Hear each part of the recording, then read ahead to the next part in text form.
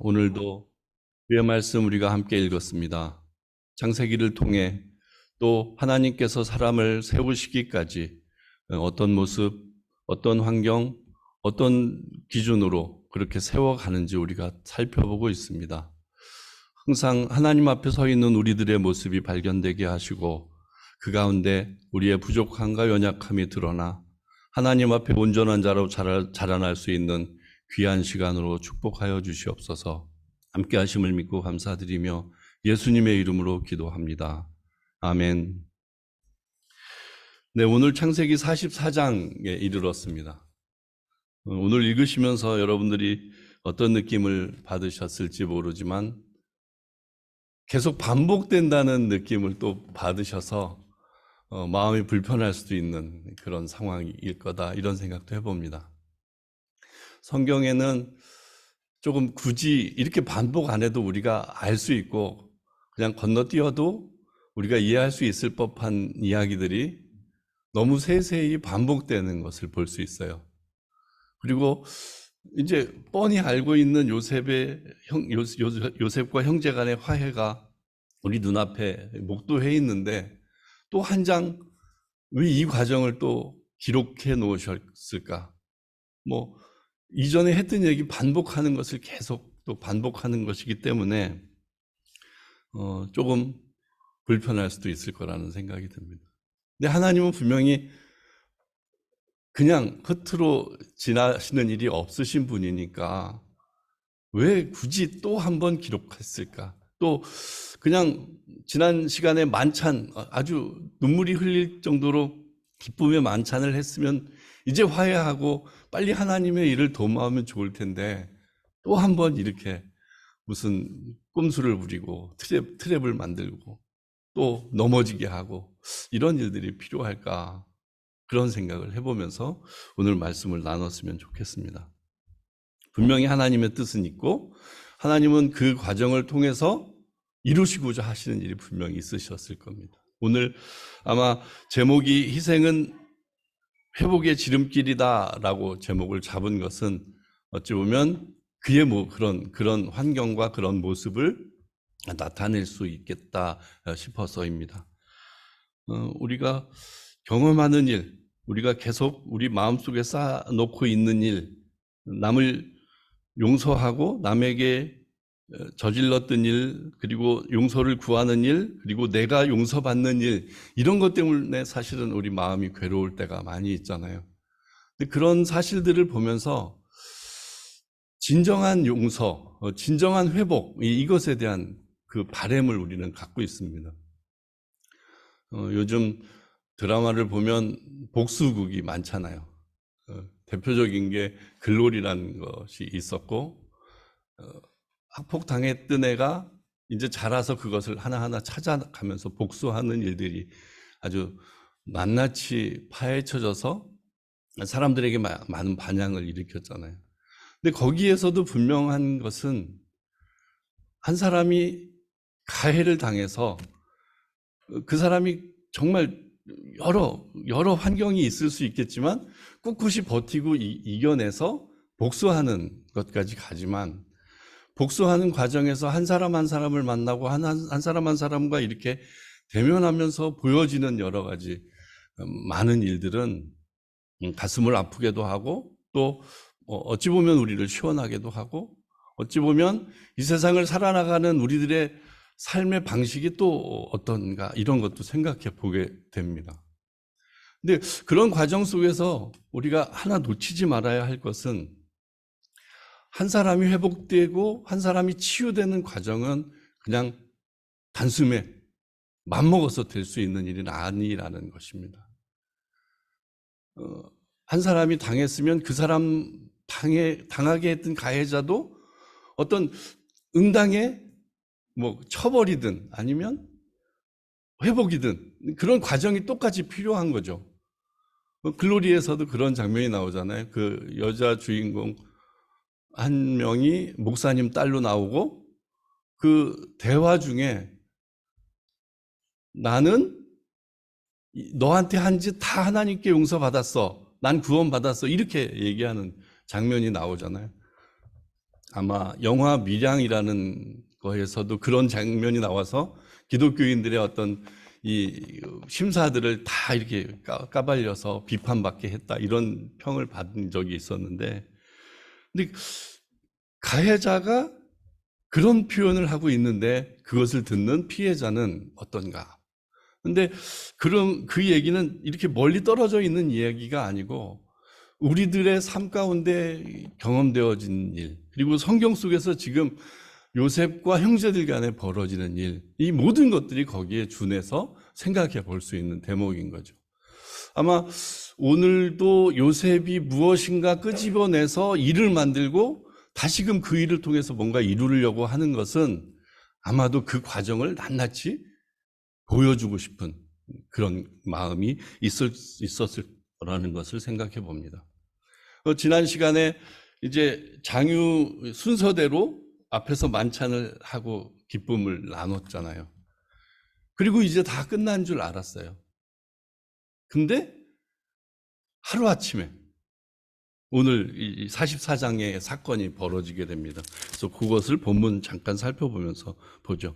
아침이 됐어요. 44절에 보면 요셉이 44장 1절에 보면 요셉이 그 청지기에게 명하여 가로되 양식을 각인의 자루에 실을 수 있을 만큼 채우고 각인의 돈을 그 자루에 넣고 또 내 잔 곧 은잔을 그 소년의 자루 어귀에 넣고 그 양식값 돈도 함께 넣어라 하며 그가 요셉의 명령대로 하고, 지금 이제 뭐 마지막 트랩이다, 이거는 마지막 시험이다, 이런 생각으로 이것을 했을 수도 있지만, 그냥 또 우리 인간적인 마음으로서는 요셉이 여지껏 여러 과정 등을 통해서 하나님의 은혜를 통해서 용서도 하고 마음도 바로 잡고 했지만, 그래도 어느 날 아침에 문득 아직도 해결되지 않는 그 마음덩어리가 있어서 막 송곳으로 찌르면 또 그 고통을 견뎌내야 하잖아요. 그러면 이놈들 한번 내가 여지껏 이렇게 어렵게 살아온 거 더 내가 표현해야지 내 직성이 풀려, 그러면서 또 이렇게 계획을 했을 수도 있는 거죠. 하지만 그렇지는 않은 것 같습니다. 근데 그 은잔을 막내 동생한테 넣게 하는 그거를 시키는 거죠. 그것도 분명한 의도가 있을 듯합니다. 그리고 3절에 개동시에 사람들과 그 나귀를 보냈고, 4절에 그들이 성에서 나가 멀리 가기 전에 요셉이 청지기에게 이르되 일어나 그 사람들의 뒤를 따라 미칠 때에 그에게 이르기를 너희가 어찌하여 악으로 선을 갚느냐라고 하라고 명령합니다. 그러니까 트랩을 만들어 놓고 거기에 걸려들게 하고 이제는 그 일을 벌이는 그 모습인 거죠. 그러니까 너희가 어찌하여 악으로 선을 갚느냐. 지난 시간에 정말 내가 너희들 정말 먹기 힘든 귀한 진수상천을 베풀어서 너희도 먹였고, 그랬는데 너희가 내 은잔을 훔쳐? 뭐 이런 표현인 거죠. 근데 지금 이 성경에는 너희가 어찌하여 악으로 선을 갚느냐 이란 표현이 개역 한글, 개역 개정 이쪽에는 다 이렇게 번역이 돼 있어요. 그리고 아마 새 번역이나 이런 데는 뭐 배은망덕이란 말도 써서 번역을 한 게 있고요. 근데 아마 공동 번역일 텐데 거기는 이렇게 이러고도 사람이냐 이렇게 표현한 것이 있어요. 그러니까 아마 이 표현은 지금 은잔을 가져왔기 때문에 그렇게 대하는 그런 말이 아니고, 아마 요셉이 계속 마음에 이렇게 찌누르고 있었던, 누르고 또 누르고 뭔가 해결된 듯 누르고 있었던 그것이 마지막으로 표출이 됐다. 니네가 이래도 사람이야? 막 이런 식의 표현이 있을 수 있다는 그런 생각도 해봅니다. 아마 그런 정서를 우리가 좀 가지고 이 본문을 보면 더 와닿게 되는 것들이 있습니다. 근데 그런 마음으로 이제 그 청지기를 시켜서 그 사람들을 제동시키는 것이 나옵니다. 6절에 청지기가 그들에게 따라 미쳐 그대로 말하니 그들이 그에게 대답하되 우리 주여 어찌 이렇게 말씀하시나이까? 이런 일이 종들이 결단코 아니니이다. 나는 그런 일 한 일 없다, 이렇게 장담한 거죠. 실제적으로 그런 일을 하지 않았고요. 그리고 우리 자루에 있던 돈도 우리가 가나안 땅에서부터 당신에게로 가져왔거늘 우리가 어찌 당신의 주인의 집에서 은금을 도적질하리이까 종들 중 네게서 발견되든지 그는 죽을 것이요 우리는 우리 주의 종이 되리이다. 굉장히 강하게 자신을 어필하는 모습이 있어요. 근데 아마 이 대목은 라반의 집에서 도망 나올 때 그 드라빔을 훔친 라헬 때문에 이렇게 벌어진 일이죠. 그때도 이런 장면이 연출이 됐었죠.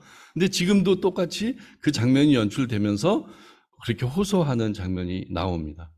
그리고 이제 10절에도 그가 가로되 그러면 너희 말과 같이 하리라.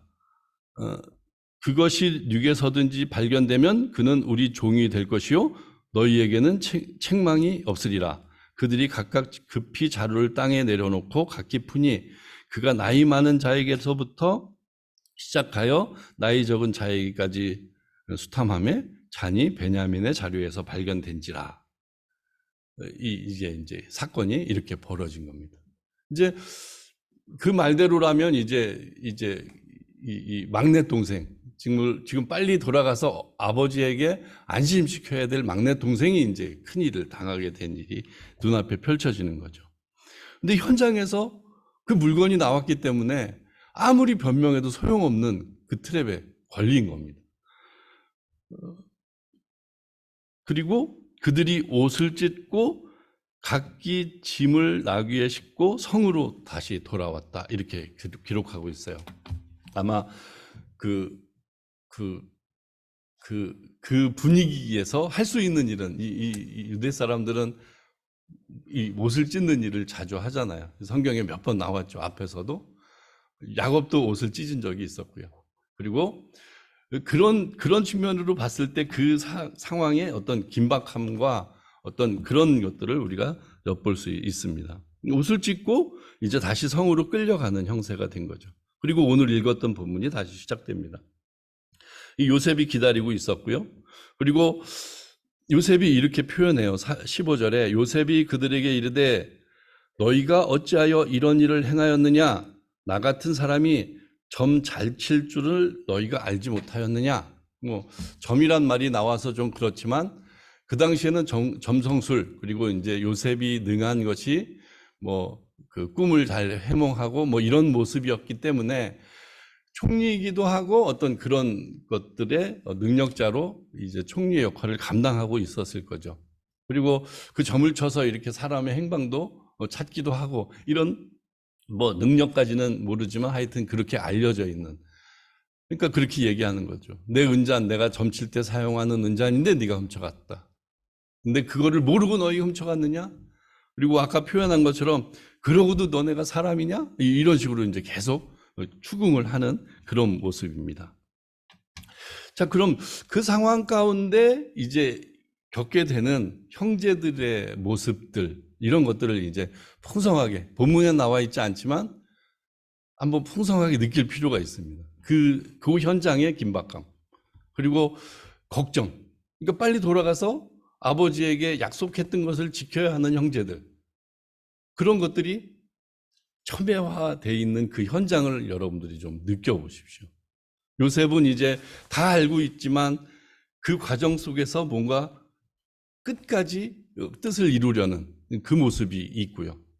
그 일까지 벌여서면서까지 뭐 취하고 싶은 그 일이 있는 거죠. 그리고 형제들이 거기에 둘러앉아서 이제 첫 번째는 아버지 걱정, 베냐민 걱정, 그리고 앞으로 우리는 어떻게 할까? 이런 걱정과 근심 속에 이렇게 쌓여 있는 그 모습인 거죠. 거기에서 이제 유다가 그 일을 이제 감당하게 됩니다. 이 유다가 이제 앞장서서 이 모든 것들을 해결하는 과정을 좀 살펴보죠. 16절에 유다가 가로되 우리가 내 주께 무슨 말을 하오리이까? 무슨 설명을 하오리이까? 어떻게 우리의 정직을 나타내리이까? 하나님이 종들의 죄악을 적발하셨으니 우리와 이 잔이 발견된 자가 다 내 주의 종이 되겠나이다. 이렇게 얘기하는 대목인 거죠. 아마 여느 때 같았으면 이 일은 변명하기에 급급했을 거고 아니면 조금은 누구한테 책임을 추궁해서 한 사람에게 몰아서 자기는 살아날 그런 생각, 심사로 그렇게 이 분위기를 끌고 갔을 수도 있는 거예요. 근데 유다는 그렇지 않고 지금 이 상황을 그냥 이 은잔에 훔치고 안 훔치고의 그 문제를 떠나서 자기 인생, 이 우리 형제들의 인생에 총체적으로 문제되어 있던 것, 해결하지 못했던 것, 그리고 그것을 추적해서 하나님이 이제 이 일까지 내게 벌하고 계시구나까지 이제 인지하고 있는 그런 마음을 이 구절에서 표현하고 있는 거죠. 그러니까 그게 왜 거기 들어가 있지? 이렇게 변명하기보다는 그 상황 속에서 이렇게 된 거는 빼도 박도 못할 일인데 이 일은 하신 분은 하나님이다. 하나님이 여지껏 내가 요셉에게 했던 죄, 아버지에게 했던 죄, 이 죄들을 다 지켜보고 계시다가 이제는 내게 벌을 주시려고 이 일을 하시는 거다. 이 일은 어쩔 수 없다. 하나님의 일이다. 이렇게 표현하는 것임을 우리는 생각할 수 있습니다. 이거는 은잔 사건이 아니고 하나님이 우리를 간섭하셔서 우리를 지금 추궁하고 벌하는 일이다라고 고백하는 것이죠.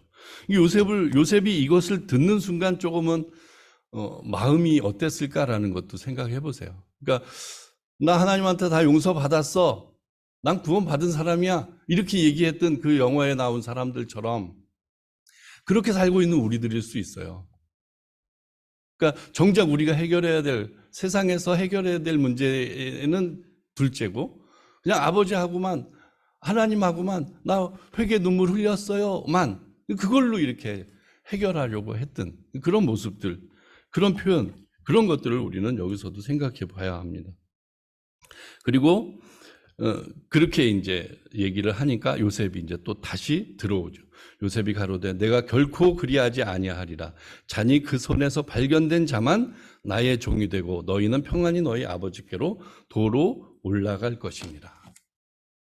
그러니까 유다의 마음은 그거죠. 내가 아버지한테 이 베냐민을 같이 데리고 가지 않을 거면 우리 형제들 여기 다 종으로 사는 게 더 나은 그런 마음을 얘기를 한 거죠.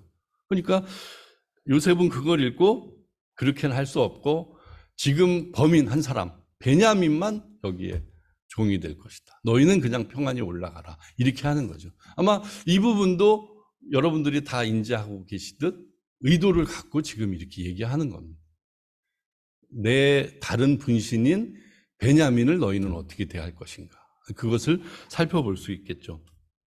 그러니까 이제 유다가 아마 최후의 변론 같은 느낌으로 마지막 절까지 지금 이야기를 하는 구조로 오늘 본문이 이루어져 있어요.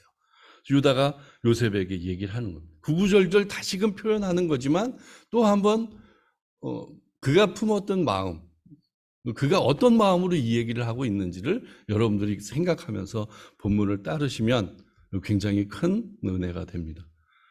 유다가 그에게 가까이 가서 가로되 내 주여 청컨대 종으로 내 주의 귀에 한 말을 고하게 하소서. 주의 종에게 노하지 마옵소서. 주는 바로와 같으심이니이다. 이 변론할 줄 아는 사람이에요. 이런 식으로 이제 서두를 딱 꺼내는 것을 보면 뭔가 사람의 마음을 알고 사람의 마음 속에 호소하는 아주 진정성이 있는 그런 표현을 시작하는 겁니다.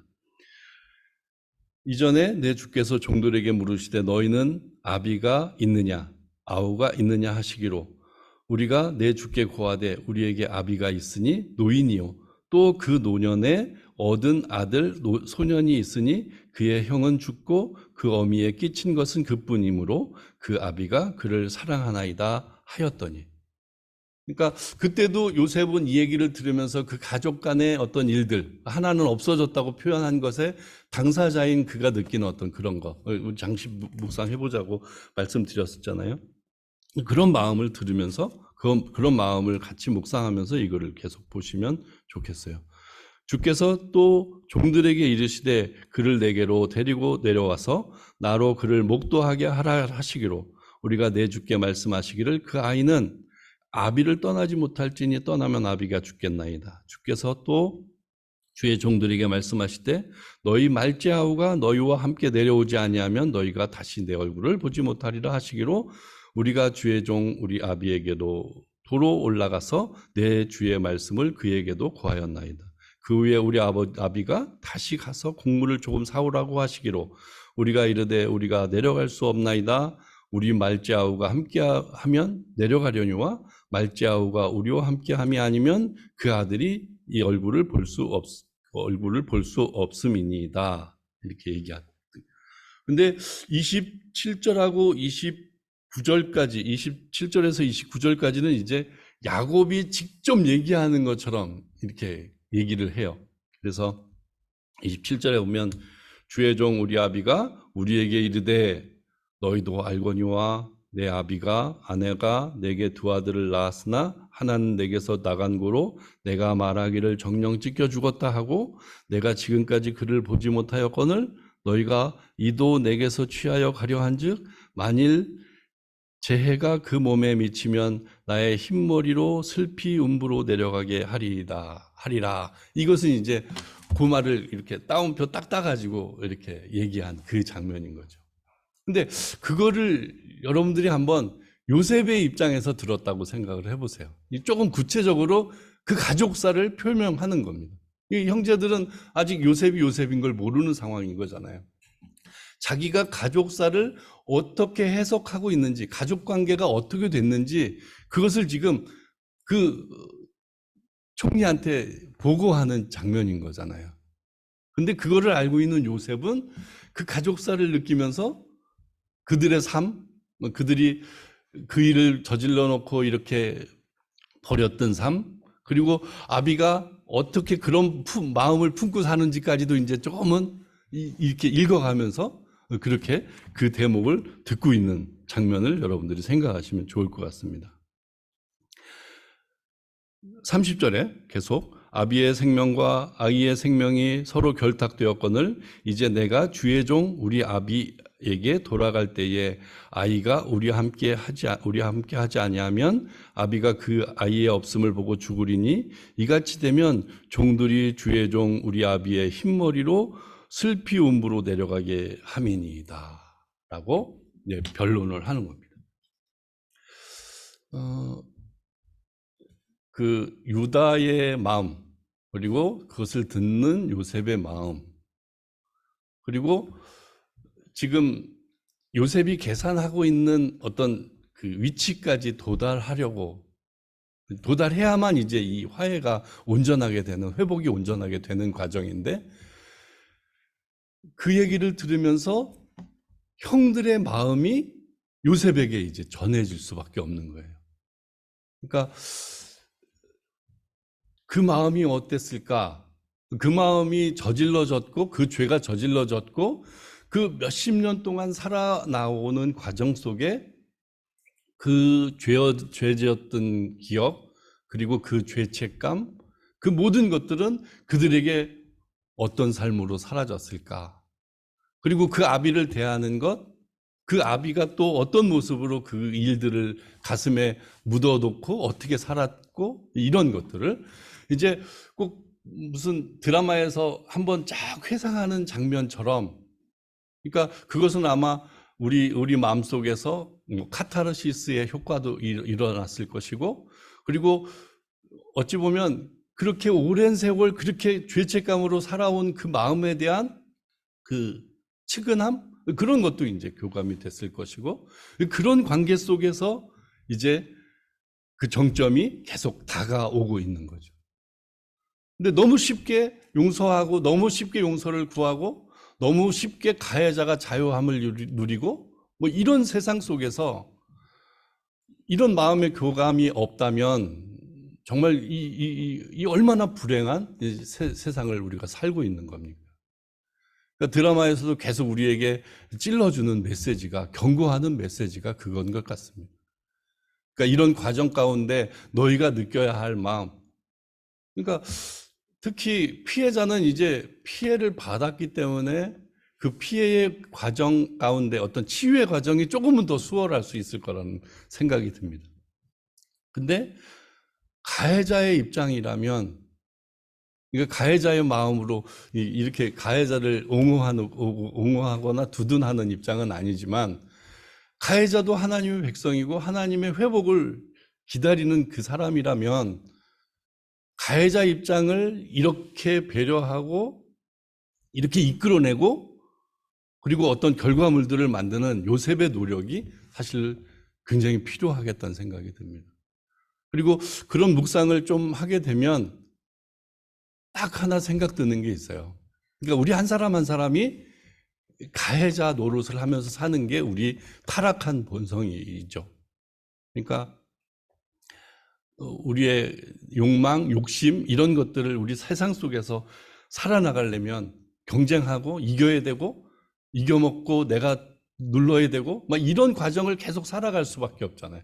그러면 우리는 가해자에 있는 자리에 있을 수밖에 없죠. 근데 그런 가해자로 살아갈 수밖에 없는 우리지만 구원함의 백성을 이루시려고 예수님이 감히 우리가 가해자 입장으로 되었고 예수님이 그 피해자 입장으로 십자가에 못 박아 돌아가신 거예요. 그런 측면을 생각해 보면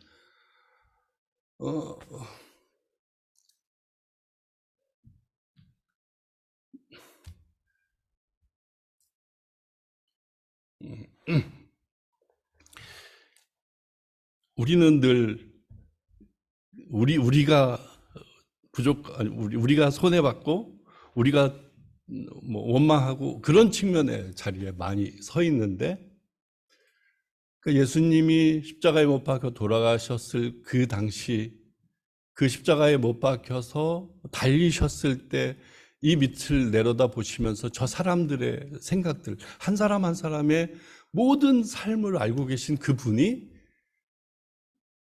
이렇게 내려다 보시면서 그 구원을 이루어 가시는 그 모습. 그러니까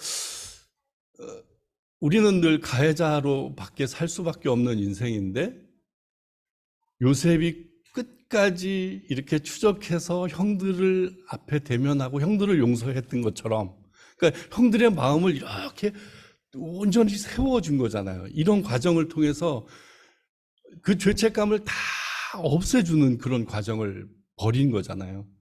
근데 그런 모습을 우리에게 이렇게 다 선물로 주셨다는 것, 그런 것들이 정말 우리 마음을 울립니다. 그러니까 우리가 이 관계 속에서 그거를 진짜 많이 생각하고 묵상하면 좋을 것 같아요. 그러니까 요셉이 이러는 과정, 그리고 그런 과정 속에서 나서서 유다가 이런 거 저런 거를 다 뭐 변론하고 이런 모습의 표현을 하는 것, 그런 과정, 그리고 나중에 이제 야곱이 내려와서 그 수많은 이야기들을 또 다 읽어내면서 이렇게 결론을 다 이렇게 만들어 가잖아요. 그런 것처럼 우리 인생도 계속 그 과정을 걸어가고 있는 겁니다. 그러면 그 한 사실 그 모두가 하나님이 내 자리 이렇게 온전하게 회복시켜가는 과정이다. 이 자리라는 것, 그것을 계속 묵상해 가야 한다는 것입니다. 그런 의미로 오늘 본문을 여러분들이 쭉 다시 묵상하시면 좋을 것 같아요. 아직 읽지 않은 그 부분을 조금 더 읽어보죠. 32절에 보면 주의 종이 내 아비에게 아이를 담보하기를 내가 이를 아버지에게로 데리고 돌아가지 아니하면 영영이 아버지께 죄를 지리이다 하였사오니, 청컨대 주의 종으로 아이를 대신하여 있어서 주의 종이 되게 하시고 아이는 형제와 함께 도로 올려보내소서. 내가 어찌 아이와 함께 하지 아니하며 내 아비에게로 올라갈 수 있으리이까. 두렵건대 재해가 내 아비에게 미침을 보리이까. 이렇게 이제 본문이 마무리 집니다. 그러니까 유다의 마음이 충분히 요셉에게 전달이 되었을 거라는 생각이 들어요. 그러니까 자기가 모든 것들을 아버지에게 약속하고 담보로 제공한다고 했기 때문에 끝까지 책임을 지는 그 모습, 그것도 굉장히 아름답고 귀한데, 지금 이 유다가 이 형제들을 대표해서 뭐 그러니까 모든 것들을 마무리 짓고 싶어 하는, 그러니까 모든 것들을 책임지고 싶어 하는 그 마음이 충분히 깃들여져 있는 거죠. 그래서 특히 이제 아이를 대신하여 종이 되고 뭐 이런 표현, 그리고 끝까지 내가 책임지겠다는 그런 표현 가운데 우리 기독교인의 어떤 가치가 좀 우러났으면 좋겠다는 생각이 들어요. 그러니까 불쏘시개가 돼야 되는 어떤 크리스찬의 삶이라고 한다면 이 삭막한 세상 가운데 그리스도인으로 살아간다는 것이 어떤 모습일까? 이것들 굉장히 많이 묵상할 필요가 있는 거죠. 그러니까 나는 거기에 들어가면 손해볼 수밖에 없고 나는 이렇게 당할 수밖에 없는 그런 입장이라 할지라도 하나님께서 내게 부여해 주신 사명, 그리고 그곳에서의 이루어야 할 하나님 나라, 이것들을 위해서 내가 거기에 가야 한다면 어떤 모습으로든 가서 내 역할을 감당해야 되는 게 있는 거죠. 그러니까 그런 풍성한 모습을 우리가 계속 묵상해 갔으면 좋겠어요. 하나님이 요구하시는 삶이 그것이기 때문에 하나님은 말씀을 통해서 계속 우리를 거기로 이끌어 가십니다. 그러니까 형제들의 회복의 과정을 보면서도 우리가 지금 있어야 할 자리에서 어떤 모습으로 살아야 할지를 우리는 계속 묵상해 가야 한다는 겁니다. 그런 의미로, 그런 관점으로 계속 이 말씀을 묵상하시길 바랍니다. 말씀을 맺죠. 44장을 통해서 이제 요셉은 뭔가 많이 깨달았을 거예요. 여지껏 살아온 그들의 인생도 이해했고, 그리고 그들이 이제는 예전 웅덩이에 자기를 빠뜨리고 버젓이 옆에 앉아서 식사를 하던 그런 몰지각한 형들이 아니라 그때 일을 기반으로 그들의 삶 가운데 이렇게 저렇게 몰아가신 하나님의 모습도 있었고, 그들의 처절한 삶도 있었고, 정말 비참한 삶도 있었고, 그 삶을 토대로 이제 하나하나 회복하는 과정을 그렇게 요셉의 의도이든 아니면 하나님의 뜻이든 그것이 아름답게 이렇게 열매 맺어가는 그 모습, 그것을 계속 묵상할 수 있습니다. 그래서 이 말씀 속에 그 귀한 어떤 교훈들을 우리는 새겨 놓아야 합니다. 내가 그런 삶을 살고 있다면, 그러니까 요셉의 형제 같은 삶을 꼭 살지 않더라도 나의 삶의 현장에서 우리 가족 가운데 어떻게든 살아가게 되는 우리들의 인생이니까 거기에서 나의 모습은 지금 어떤가? 하나님은 또 나를 바라보시면서 어떤 모습을 원하시는가? 이런 것들을 자꾸 묵상해 보시면 좋을 것 같습니다. 아까 대중문화 관련되는 뭐 글로리 그런 이야기를 했지만 어찌 보면 그런 이야기도 누구의 표현을 빌리면 하나님이 문학가로 하여금, 작가로 하여금 그 사실을 아주 적나라하게 표현하게 해서 우리 마음속에 느끼고 깨달아야 할 것들을 이렇게 경고하고 찍어주는 그런 역할을 하게 한다, 이런 측면을 얘기한 사람이 있었는데 그것도 굉장히 납득이 가는 겁니다. 그래서 성경 말씀을 통해서도 계속 거기에서 하나님께서 내게 주시는 그런 말씀을 찾아 나가야 하는 것도 분명하고, 이 세상에 살아가는 동안 우리의 가족 가운데 그리고 뭐 사회의 관계성 가운데 계속 나를 깨우는, 나에게 충격을 주는 그런 일들을 이렇게 발견해서 어느 지점이 분명히 있을 겁니다. 이 형제와 요셉이 계속 맞부딪혔던 그 지점이 세상에도 그렇게 널려져 있기 때문입니다. 그때 나는 어떤 모습으로 그들을 대하고 그 속에 어떻게 들어가야 할지, 그리고 그 속에서 난 어떤 모습으로 크리스천의 향기를 이렇게 내뿜으며 살아야 할지, 그런 것들을 자꾸 묵상해 가시면 좋을 것 같습니다. 그래서 아마 교회 공동체를 통해서 이 성경을 보게 하시고 이 성경을 계속 나누게 하신다면 그것이 교회의 모습일 겁니다. 교회가 그런 것을 회복해야만 세상에 정말 하나님의 권위로 그들을 품을 수 있고 그들을 이곳에 하나님 나라 백성으로 오게 할 수 있습니다. 그래서 그런 교회에 대한 하나님의 계획과 모습도 우리가 이 말씀을 통해서 잘 쌓아가면서 그런 은혜가 넘치는 우리 어진내 교회가 되기를 주님의 이름으로 부탁드립니다. 기도합니다. 하나님 아버지 감사합니다. 오늘 요셉이 형제들 가운데 있었던 마음을 확인하려고 은잔을 집어넣고 그 은잔이 이제 해결점을 쫓아가도록 그렇게 의도한 일들을 우리가 계속 살펴보았습니다. 하나님, 그 안에 우리의 모습이 있습니다. 하나님 앞에 우리의 모습이 있고 또 사람들 앞에 우리의 모습이 있습니다. 그것이 각자의 삶 가운데 해석이 되어질 때 하나님의 은혜를 충분히 누리게 하옵소서. 그리고 하나님께서 원하시는 것들이 있다면 요셉이 품었던 마음처럼 그리고 형제와 유다가 품었던 마음처럼 그런 결정을 우리 마음속에 결정을 그리고 행동을 할 수 있도록 인도하시고 주장하여 주시옵소서.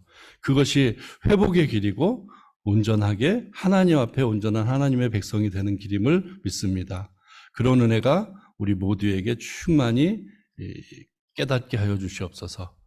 그래서 우리가 일주일 동안의 삶을 또 살 때에 부딪히는 일들 가운데 하나님의 시선을 꼭 바라보게 하시고 그 시선 가운데 있는 내 모습, 내가 어떻게 살아야 할지를 분명히 대답하고 그렇게 살아갈 수 있도록 인도하옵소서. 함께 하심을 믿고 감사드리며 예수님의 이름으로 기도합니다. 아멘.